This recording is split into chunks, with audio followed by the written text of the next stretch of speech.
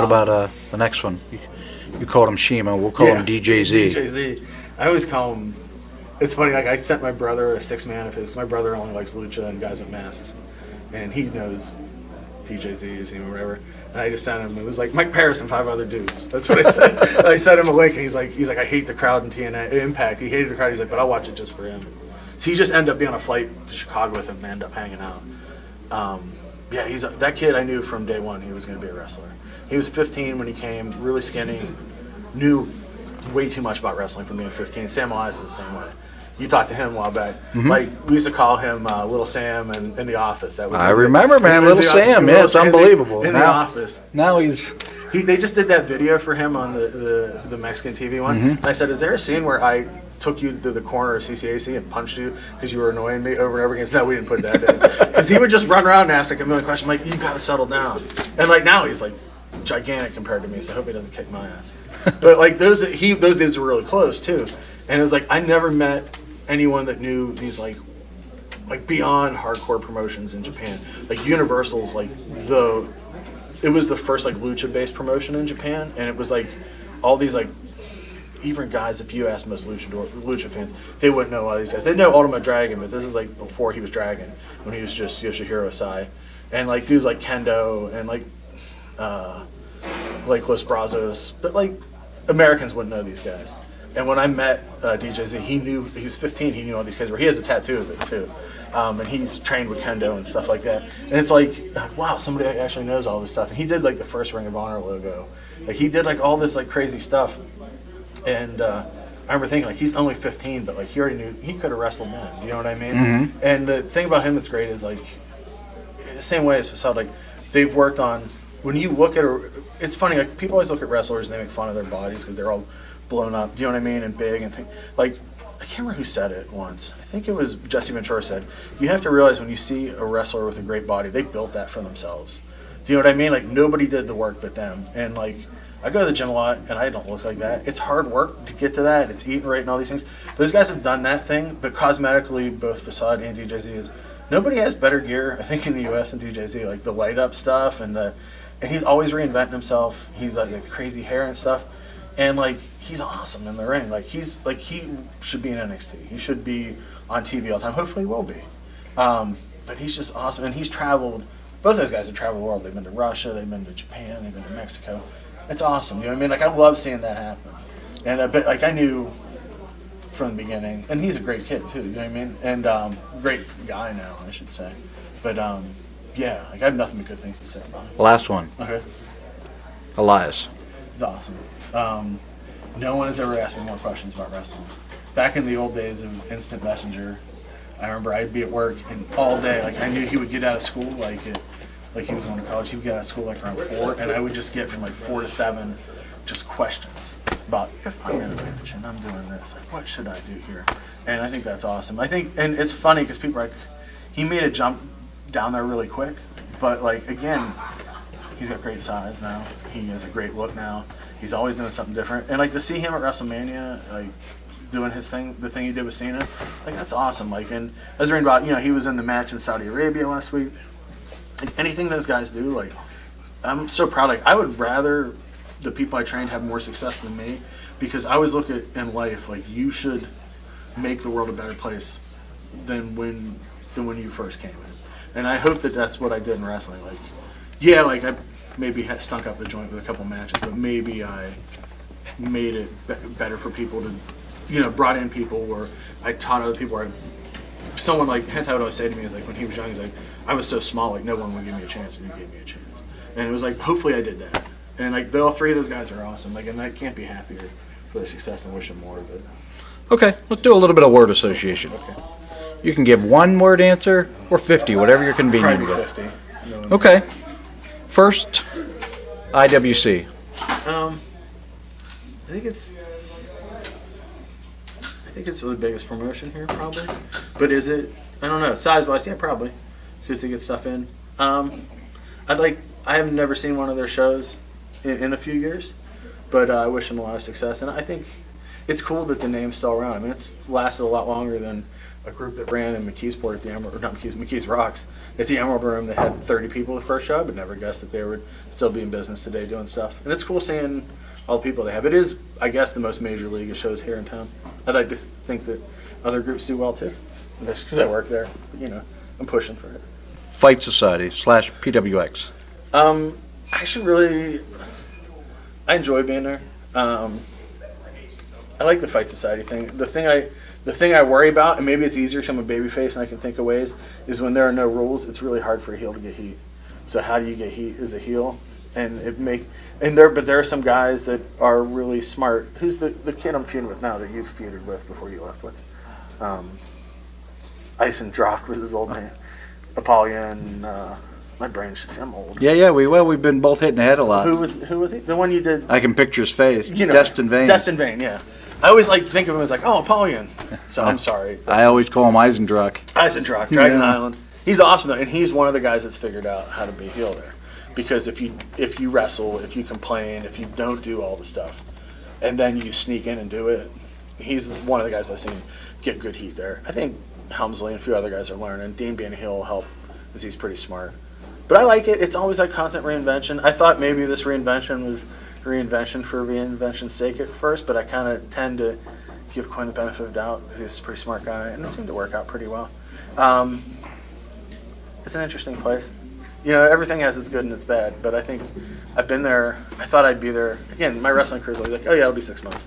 I thought I'd be back there another year or two and be done with wrestling, and I ended up being there a long time. And I still am. So I have really good things to say about it. Well, we're here tonight at Rise. How about Rise? I love Rise. And Brandon K. I love Brandon K and I love Rise.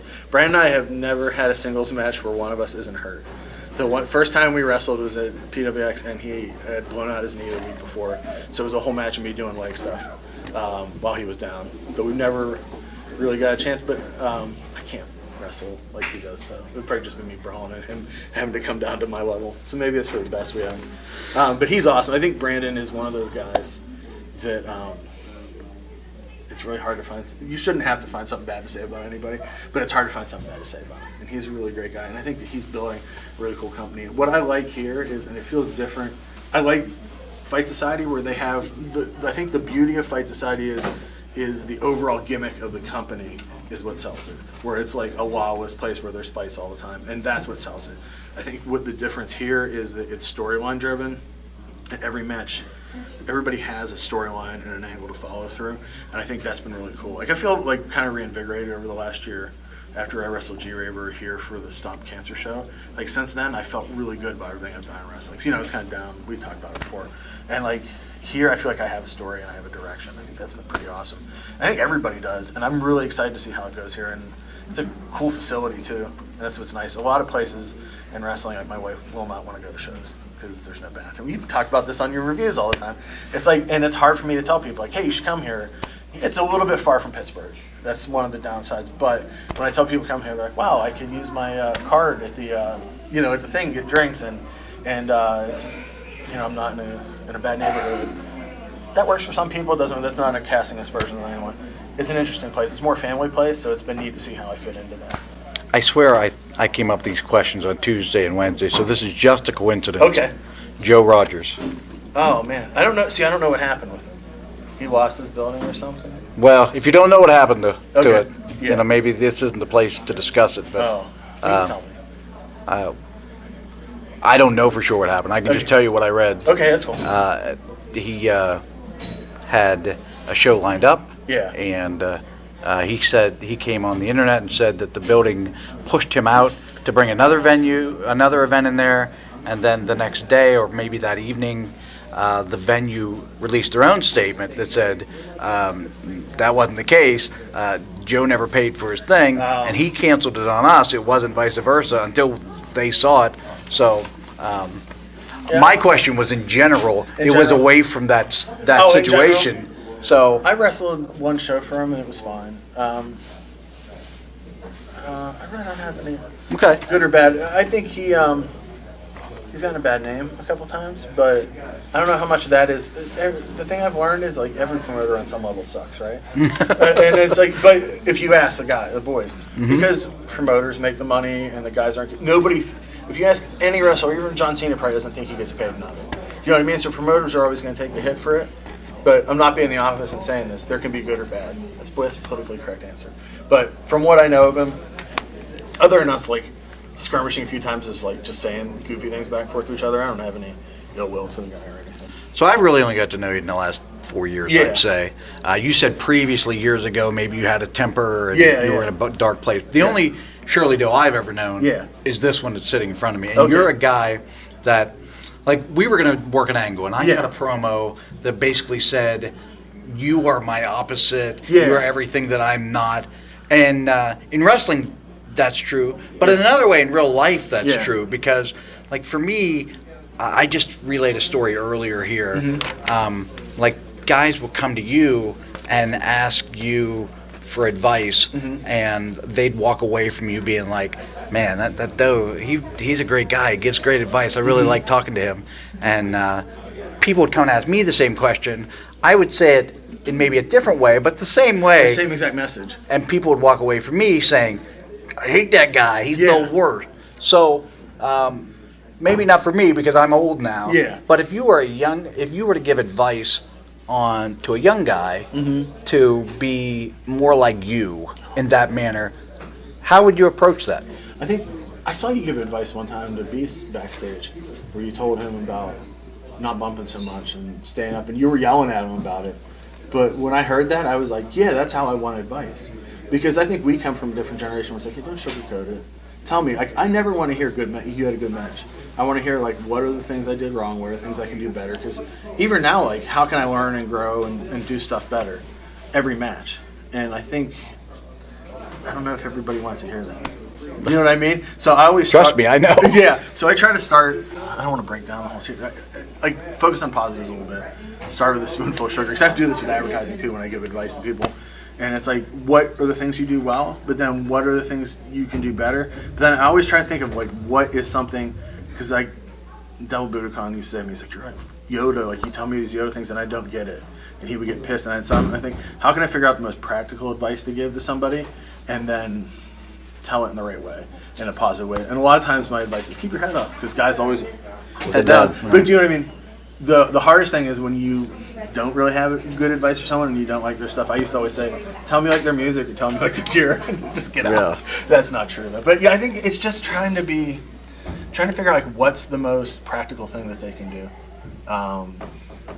And sometimes, like, I actively go after guys and tell them because, like, I think I don't want to be one of those old guys who's like, you suck, this guy sucks, all these young guys suck, these young guys have attitude. Like me. No, because you have good advice to people too. But it's like I could either get upset about wrestling, which I do, and that nobody really knows how to work and all this stuff. But then I also have to realize somewhat that like the style of wrestling that we like is different than what it is. It's the natural evolution. Whereas like the Harley Race style of stuff, like the next level that we watched growing up took over for that. And I'm sure dudes are like, hey, those told Snuka, that drop kick and that cross body thing is too much stuff. And now there's way too much stuff. Right. And it's like, so I have to realize that I am not from this generation, but what are the basics that I know that can make these new hybrid styles better? I guess. Okay. But I always tell young guys, listen 3 times more than you talk.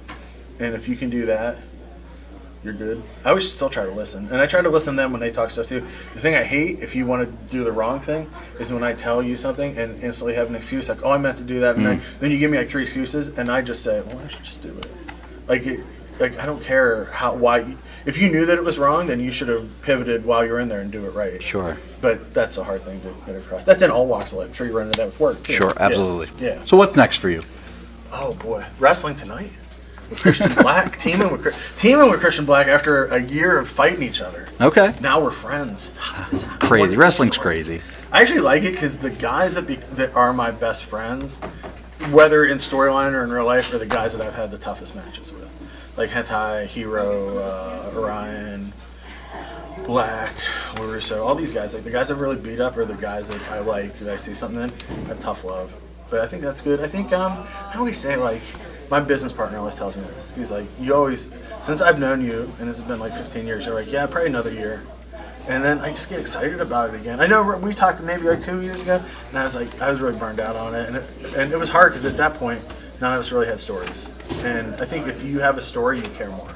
I have a story here now. I have something to do, and let's play out the story and see what happens. And I really like here that there's a lot of people willing to listen. I think Marcus has been really good at putting stories together. I think Brandon's really good about bringing this diverse cast of people together to tell something, and it's growing. I think same as Fight Society. Like every show's exciting for me to get there and do stuff. I feel like I still have some stories left to tell, and just be positive about wrestling. I think in life, I'm getting ready to finally have kids. Like I'm 46, so I'm gonna be old dad.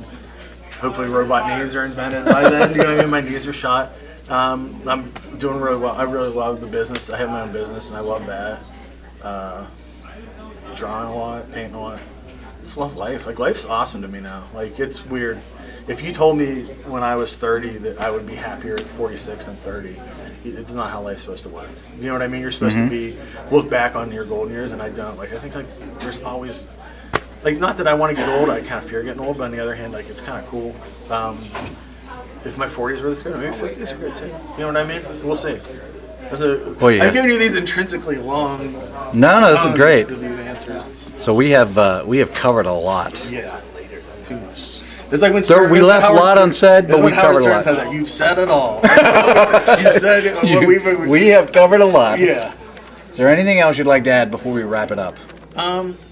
Boy. This is fun. Did you have fun? I did, yeah. This is great for me. I love talking to you about wrestling because that's one of the things I miss now that you're not around is I think that you and I would just kind of go off on our own even before we were working each other. And I think that's the thing. I had never really met you. We had both been around for a long time. And I think when we started talking, it was like, oh, yeah, this is how, like, oh, yeah, this guy kind of does get this stuff. And I didn't really have any preconceived notions or anything. And I was just like, wow, like, this guy's like on the kind of same wavelength on wrestling as me. And that was cool. And I kind of miss like just talking about this stuff. And the cool thing about talking about you is like I can be like, oh yeah, well Bruno did this, and you're like, yeah, I know. Versus like some of these young guys are like, I don't know anything past 2002 or 2003. I think wrestling's awesome, and like it's funny. I've been talking to a lot of people lately that have just recently fallen in love with wrestling, and mostly New Japan they fall in love with, or Ring of Honor, and like a lot. It's interesting. Like a lot of girls fall in love with New Japan now too, and because it's a different. Great, man. Yeah, and it's like, but there's like a ton of, and like it's some, and especially with like the guitarist in my band, he's like liked wrestling when he was a kid. Now he's just got like super into wrestling now. He comes to every show, and like he asks me a million questions. It's like so many of my friends have gotten into it, and not because of me. I've told them about wrestling for years, and they've gotten into it, and that makes me so happy because what the beauty of wrestling is to me is your vision of wrestling isn't everybody else's vision of wrestling. That's what I always taught guys. Like it's like everybody looks at it different. Like I think you and I are on the same wavelength. Like, if you gave me a 2-hour WCW Saturday night, like, I really don't need anything else. Good stuff, man. It is good stuff. Yeah. Like, I don't need to watch Ring of Honor. I don't like Ring of Honor. I don't like, like most New Japan even now. I don't like other than, like, the really hard-hitting matches, like, and stuff. But I can appreciate it.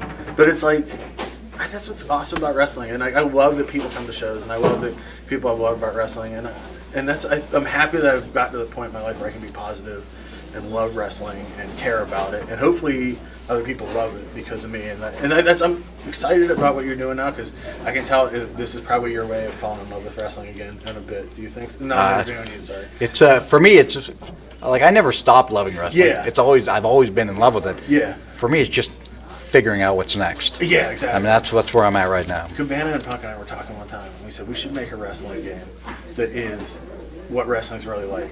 So you have to drive 6 hours. You get 30 seconds of match time, and then it's a driving game for another 6 hours. And it's everything shitty about wrestling. Because if you think about it, for the most part, this is good. This is a good part of wrestling doing this. But I always tell people when I train them, like, don't get discouraged because the only real good part of wrestling is when you're in the ring, and that's going to last 10 minutes. Yeah. And everything else is rough. But if you can try to make everything else in it good, so that's what's cool about this. You're going up beyond the 10 minutes in the ring and making the rest of wrestling kind of a little more fun. So it was cool talking about this. I could obviously talk about wrestling. Yeah, you and me both. So I mean, yeah. I've watched way too much. My wife does not want to hear about it. Yeah. She doesn't like wrestling. She came We are the same in that way. Yeah. My wife gets sick of it as well. Oh, she came here for the cancer show, and I told her, she's like, you're not doing anything crazy. No. I did that evil spot where the chair goes over my head, and I sit with the chair and it spins around. She flipped out and walked out. And I couldn't sell that it hurt the whole way home the next day. Yeah. And she's like, I'm like, no, none of that stuff hurts. I had like mark. But, yeah. Well, I think we're gonna have to wrap it up. I think they're ready to open the doors, so they're gonna throw me out on my ass here In in a Japan, minute. they do this thing where they did a thing with Tenryu and Kabuki where they just talk and fans came to watch them talk. We should just do that. That would be great, We'd man. be in the ring. We should do a whole Kato show of you interviewing Pittsburgh wrestling. Yeah, well, I don't know how well it would sell tickets. We'll just though. bring in stars for it. We'll bring Yeah. in like Sheik, and he can just yell at you. Yeah, that'd be Thanks, great. buddy. This was This has fun. been incredible. I really appreciate it. This has been great for me. We're going to close on this. I know I've learned a lot. I hope you guys have learned a lot. I'm sure this is a many-part series, so I hope you enjoyed it. I'm going to close on this. Guys, girls, please stop having shitty matches. You're ruining my life.